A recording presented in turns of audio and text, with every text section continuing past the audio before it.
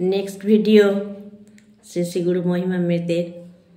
তারপর গুরু বললেন, আমি আদেশ করিতেছি, ইহা ভজন করো।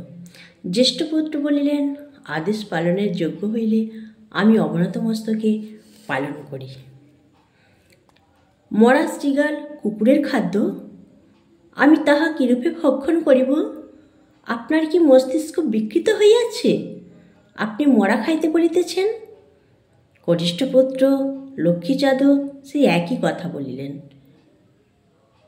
অন্যান্য শিষ্যগণ একই কথা বলিল।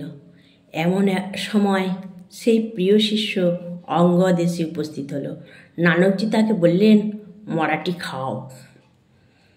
শিষ্য তৎক্ষণাৎ মরা খাইবার জন্য প্রস্তুত হইয়া জিজ্ঞাসা করলেন, কোন দিক হইতে খাইব? নানকজি বলিলেন, যে দিক থেকে ইচ্ছা সেদিক থেকে খাও। অন্যান্য শিষ্যগণ অবাক হইয়া উভয়ের কথা শুনিতেছিলেন।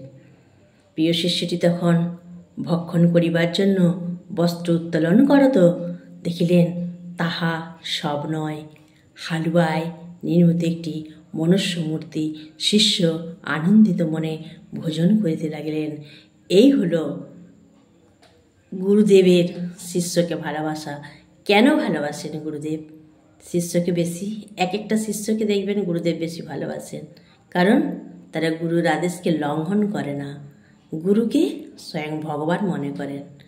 তাই আপনারাও গুরুর আদেশ অনুপাতে চলুন, আর শ্রী গুরুদেবের কথাগুলো মেনে চলুন, দেখবেন ভালো থাকতে পারবেন। জয় রাধে, জয় শ্রীকৃষ্ণ।